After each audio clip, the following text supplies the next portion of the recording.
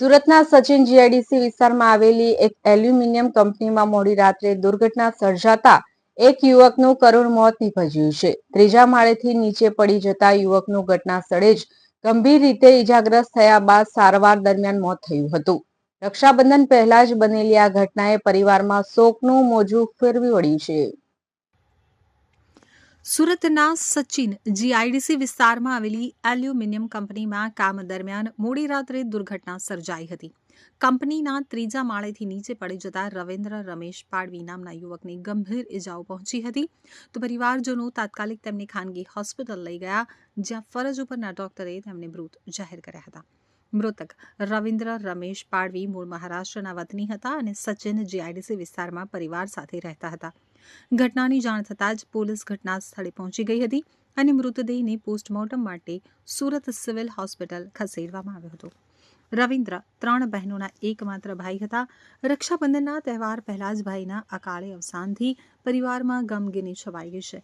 બહેનોની રાખડી બાંધવાની આશા અધૂરી રહી જતા સમગ્ર પરિવાર શોકમાં ગરકાવ થઈ ગયો છે। પરિવારજનોએ ઘટનાની નિષ્પક્ષ તપાસ સાથે યોગ્ય વળતર અને ન્યાયની માંગ કરી છે। હાલ પોલીસે અકસ્માતનું ચોક્કસ કારણ જાણવા સમગ્ર મામલે વધુ તપાસ હાથ ધરી છે। કંપનીમાં ઘટના ઘડી હતી તો 1:01 વાગ્યાનો ફોન આવ્યો હતો। 1:01 વાગ્યાનો ફોન આવ્યો તો કેમ પડી ગયો એમ કીધું। પડ્યો તો પડ્યો પણ દવાખાનામાં લઈ જાય એમ કીધું। કંપનીમાં ફાઈબર કંપનીમાં તમને કેટલા વાગે જાણ કરવામાં અમને 1:30 વાગ્તા જાણી કર્યો।